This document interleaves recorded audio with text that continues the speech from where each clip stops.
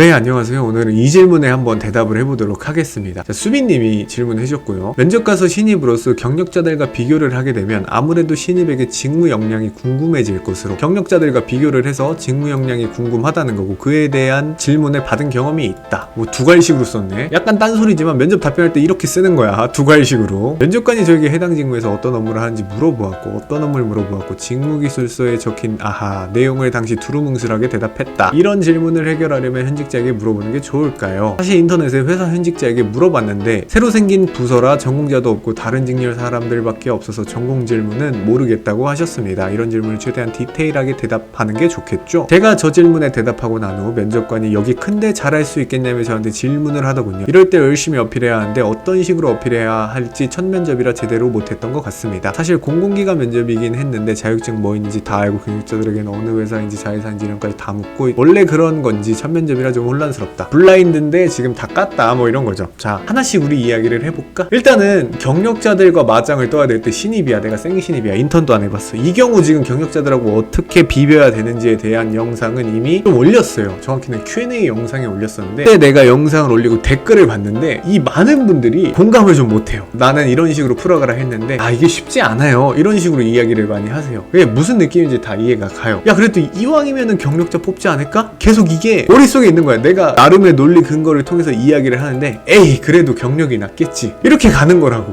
그러니까 지금 상황은 논리가 안 먹혀요. 그냥 막연한 두려움을 갖고 있기 때문에 이게 호소력이 없는 거야. 그래서 내가 앞으로 이런 질문은 정말 많이 나올 거야. 벌써 지난달만 해도 이 질문이 2개인가 3개인가 나왔어요. 생신입인데 경력자들하고 어떻게 비벼야 돼, 이거 진짜 많이 나왔어. 근데 또 나오잖아. 이거 계속 나올 거야. 계속 똑같은 얘기만 할 거야. 당연히 계속 똑같은 얘기만 해야 돼요. 이거에 따라서 이렇게 대답하고 저거에 따라서 저렇게 대답하면 일관성이 없는 건데, 자, 경력자들하고 맞짱을 뜰 때는 어떻게 떠야 되냐면요, 이 마인드로 가셔야 돼요. 당장 한 1년에서 2년 일할 사람 뽑으면요, 경력자 뽑으세요. 근데 10년에서 20년을 두고 뽑을 사람 뽑으면 절 뽑으시는 게 좋을 거예요 하면서 내가 성과를 냈던 사례를 얘기해야 되는데, 이건 크게 2가지가 중요해요. 첫 번째, 집단에 빠르게 적응했던 사례, 이런 사례를 들어야 되고요. 두 번째는 집단에서 성과를 냈던 사례인데 내가 이 집단에 들어가서 성과를 내는데 이게 들어간 지 얼마 안 돼서 성과를 냈던, 이런 이야기를 해야 돼요. 내가 늦게 뭔가를 시작했지만 그래도 남들보다 좋은 성과를 냈던 사례를 얘기하는 거야. 이걸로 비벼야 돼요. 이 레파토리로 비벼야 돼. 이거 사례 찾으려고 하면요, 충분히 찾을 수 있어요. 예를 들어서 내가 학술 동아리에서 프로젝트를 했는데 내가 동아리를 늦게 들어가는 바람에 프로젝트에 늦게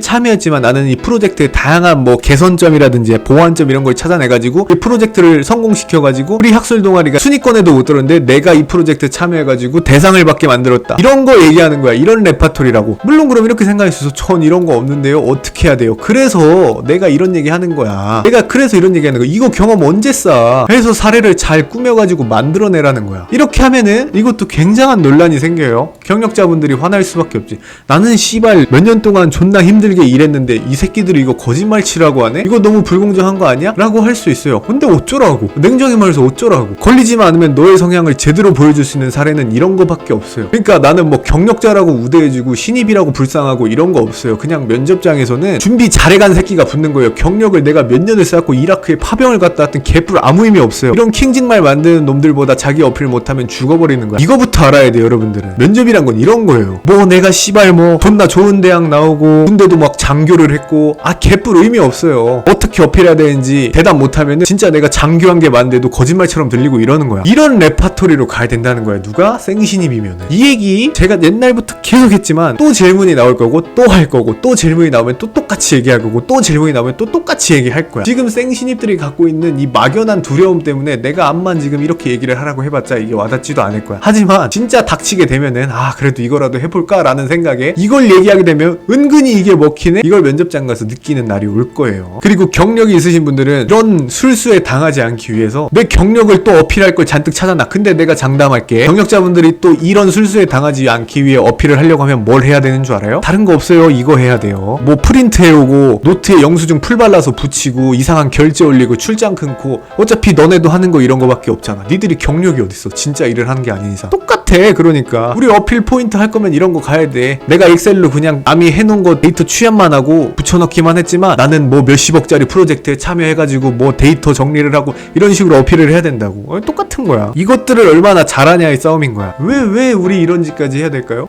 그래야 면접관이 점수를 주지. 그래야 너한테 점수를 줄 거 아니야. 아주 원리는 간단해요. 그래서 이런 쪽으로 가세요. 그래서 경력자들과 싸울 거면 이 전략으로 가는 걸 추천드립니다. 만약 나는 이런 거 못하겠고 그냥 경력 한 1, 2년 쌓고 다시 원하는 기업 두드릴래요 이렇게 간다면은 난 진짜 뜯어 말려요. 이 1, 2년 내로 채용이 닫혀 있을 수도 있어요. 1, 2년 뒤에는 그 회사가 뽑는데 이거 장담할 수 있어? 1, 2년 뒤에는 네가 뭐 여건이 그게 될 것 같아? 갑자기 집에 문제가 생기면, 갑자기 뭐 여자친구 남자친구 뭐 문제가 생기면, 이런 건 생각 안 해봤죠. 그리고 너무 이게 대단한 거라고 생각하고 있어요. 너무 막 이거를 이게 막 없으면 무조건 떨어지고 이렇게 생각한다니까. 경력자 떨어지는 거 수도 없이 봤어요. 얼마나 어필 잘하냐 이거야. 자, 그 다음 보면은 지금 어떤 업무를 하는지 물어봤다는 거야. 이거는요 뭐 신입이라서 널 묻는 게 아니라 그냥 직무에 대해서 물어봐요. 이 회사 얼마나 알고 있는지를 물어보는 거야. 꼭 신입이라 묻는 게 아니라 이건 경력한테도 할 수 있어. 근데 문제는 요거죠. 직무기술서에 적힌 내용으로 얘기했다. 두루뭉술하게 얘기를 했다는 거야. 자, 직무기술서는 이거 분명히 말하면 숙지 대상은 맞아요. 이거 암기해야 돼요. 다 알고 있어야 돼 여기 나온 내용. 근데 나도 처음에 잘 모를 때 그랬고, 이제 많은 분들이 이렇게 한다? 야, 이 회사 나는 이직군으로 지원을 하는데 이 회사가 솔직히 뭐 하는지 모르겠어. 대학교에서 학식 먹던 애들이 이걸 어떻게 알아요? 몰라요. 그래서 가장 1순위를 찾는 게 뭔 줄 알아? 직무기술서야. 왜? 직무에 대해서 설명을 해놨다. 이름이 직무기술서잖아. 그래서 이제 이거 본다? 했는데 이거 보면은 우리 냉정하게 생각하자. 이거 알아듣겠어요? 이거 보면은 아, 이 회사가 이런 일 하는구나 알아듣겠어? 자, 이거는 이제 약간 딴소리인데 제가 중학생 때 느꼈던 개념이야. 인생을 살다 보니까 중학생밖에 안 됐지만 우리 이런 게 좀 있는 것 같네? 이런 걸 좀 느꼈던 게 있어. 예를 들면 왜 우리 그런 거 있잖아. 어떤 단어의 뜻을 알고 싶은데 이게 사전적 정의가 있고요 실제 의미가 있어. 요 두 개에 엄청난 괴리감이 있는 거, 요런 거 혹시 느껴본 적 있어? 그러니까 사전적 정의만 보면 무슨 말인지 모르겠는데 인생을 이제 경험해서 결국에 실제 이게 무슨 뜻인지 알아냈는데 그제서야 이제 이 사전적 의미를 보니까 아, 이게 그래서 이렇게 적혀있구나, 이런 경험. 예를 들어서 제가 옛날에 올렸던 영상 중에 이런 게 있었는데 사물인터넷이라는 게 있어. 이게 사전적 정의가 있고 실제 정의가 있어. 사전적 정의 읽어보세요. 존나게 복잡해요. 이게 씨발 무슨 말이야. 근데 실제 정의가 뭔 줄 알아? 그러니까 사물에다가 센서를 부착해놓고 이 센서에 들어오는 데이터를 바탕으로 인공지능 해가지고 뭐 인간의 삶을 풍요롭게 만들거나 아니면 뭐 커스터마이징 하겠다 이런 거야. 존나 간단한 거야. 그냥 사물에다가 센서 붙여놓고 그거 가지고 데이터 가져와가지고 이거 가지고 유의미하게 써먹겠다 이거야. 이게 사물인터넷이야. 근데 사전적 정의는 뭐예요? 이거 아마 네이버 들어가서 사전적 정의 보면요 진짜 한 3-4문단 있을 것 같아. 내 생각에 존나게 복잡해요. 자, 직무기술서가 정확히 이 감정이라고 생각하시면 돼요. 직무기술서에 나와 있는 건 직무에 대한 사전적 정의예요. 그래서 여러분들이 실제를 느끼고 나서, 그러니까 내가 옛날에 현직일 때 실제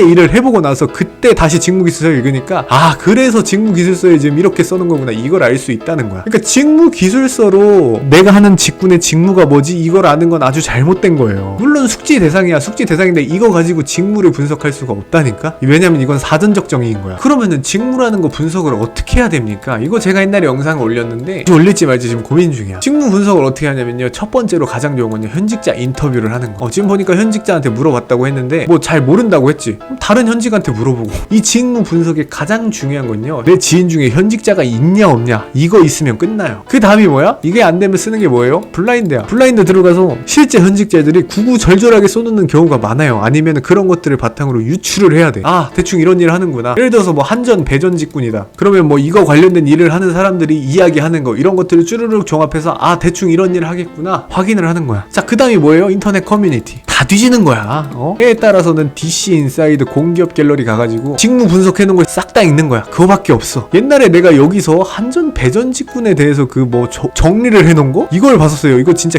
개띵글이에요. 이런 거 보면서 유추하는 거야. 그러니까 현직자가 있으면 제일 좋아. 근데 그게 안 되면 이런 걸로 가야 된다는 거야. 근데 보니까 이 현직자가 지인이라기보단 인터넷에서, 그러니까 뭐 코멘토 이런 데서 하는 거, 그런 걸 받은 것 같아. 그리고 이건 살짝 다른 관점으로 생각할 수 있는데, 애초에 아예 새로 생긴 부서라는 건요 실제 이 회사 면접관으로 들어오는 사람들도 잘 모르는 경우가 있어. 아니면 아직 업무 분장이 완벽하게 나눠지지 않는 거, 다른 부서가 하고 있는 일 조금씩 겹쳐서 하거나 이럴 수도 있단 말이야. 그러니까 뭐 이름만 가지고 유추하거나 회사 홈페이지 홍보자료 이런 거에 나와 있는 거 토대로만 이야기를 해도 된단 말이야. 진짜 새로 생긴 거라면. 그래도 좋은 거는 최대한 디테일하게 대답하는 게 좋지. 여기서 진짜 필요한 게 뭔지 이런 걸 이야기하는 게 정말 좋긴 해요. 자, 그리고 면접관이 여기 큰데 잘할 수 있겠냐면 재차 질문했다는데, 잘할 수 있겠냐? 이런 질문은요 사실 답이 있어. 답이 있는 질문은 뭐냐면요, 나한테 굉장히 부담이 없는 질문인 거야. 잘할 수 있어요? 네, 잘할 수 있어요. 이런 거라고. 근데 다만 이제 여기서 면접관의 의도는 뭐냐면, 잘할 수 있냐고 물었을 때 잘할 수 있다고 하면은 그 잘할 수 있다라고 생각한 근거가 뭐예요? 라고 하면서 사례를 물어볼 수 있어요. 그러니까 내가 아까 말했던 거 있잖아. 그 사례, 집단에 빠르게 적응하고 늦게 시작했지만 성과를 냈던 거, 이런 거 얘기하라는 거야. 아니면은 이런 건 아싸리 이제 이렇게 갈 수도 있어요. 진짜 조직이 큰 집단에서 내가 뭐 알바를 했든 뭘 해봤든 나 여기서 적응해가지고 성과 냈던 경험이 있어. 중요한 건 뭐야? 내가 아까도 말했지만 실제 네가 이런 경험이 있든 말든 상관없어요. 이것만 잘 진짜 리얼하게 꾸며낼 수 있으면 상관이 없다는 거야. 그러니까 이건 아마 사례를 물었을 가능성이 높다라는 거야. 내가 잘할 수 있다라고 판단한 근거, 내가 지금 사례를 들어서 상대방을 설득시킬 수 있을 만한 사례를 이야기를 하라는 거야. 근데 어차피 지금 신입이잖아. 이야기할 게 이런 거밖에 없다고. 학술 동아리 가서 뭐 내가 성과를 냈습니다 이런 거 얘기하면 돼요. 간단하게 생각하세요. 그리고 이제 블라인드라고 해가지고 항상 이런 거에 대해서 막 철저하게 밝혀지지 않고 이런 게 아니에요. 그러니까 면접 중에 이런 거 물어볼 수 있어. 비전공이시네요? 이런 거 물어볼 수 있어. 교육사항 보고 경력이 좀 있으시죠? 아이가 좀 있어 보이는데 이럴 수 있어. 그러니까 내가 내 입으로 저 서울대 나왔어요, 저 고려대 나왔어요 이렇게 얘기하는 게 아니라 혹시 고대 나오셨어요? 면접관 이렇게 보면 아 이거 블라인드인데 제가 말씀드려도 돼요? 이러면 네 말씀하세요. 아 네 사실 고대 나왔어요. 이렇게 해도 되는 거야. 이건 되지만 내가 뭐 씨발 고개를 들어보니까 뭐 관악이 보이고 이딴 얘기하면은 이게 감점이라는 이게 감점이지. 면접관이 이렇게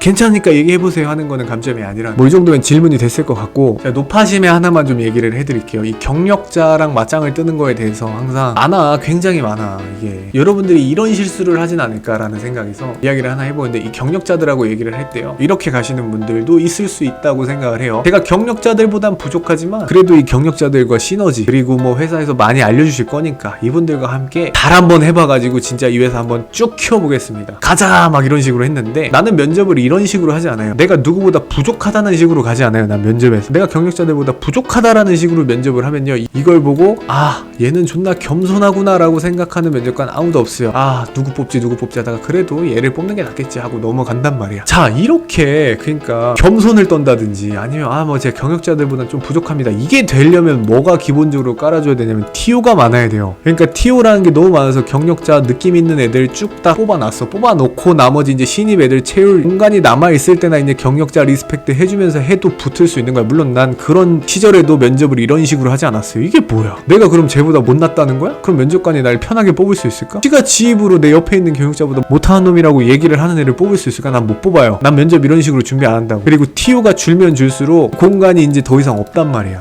그러니까 나를 면접장에 있는 그 누구보다 밑으로 두지 마세요. 당장 나보다 잘하는 건 있고 당장 나보다 경험은 있을 수 있지만, 그래서 누구 뽑아야 돼요? 그러면은 나보다 제가 실력이 더 좋으니까 저 경력자분께서 들어가는 게 맞는 것 같습니다, 제가 이번엔 양보하겠습니다, 난 이딴 식으로 면접 안 한다고. 그래가지고 이런 마인드는 버리시고, 제가 아까 말했던 거, 어차피 여러분들이 꼬리 질문 따보고 면접 준비 많이 해보고 이러면은 내가 말한 방향성밖에 없다는 거 알게 될 거예요. 결국에 이 면접에서 내가 어필하려면은 아까 내가 말한 식으로밖에 할 수가 없다는 걸 여러분이 알게 될 쯤이 되면은 이제 여러분 면접 존나 잘하고 있을 거야. 아니 뭐 현직이 돼 있겠지.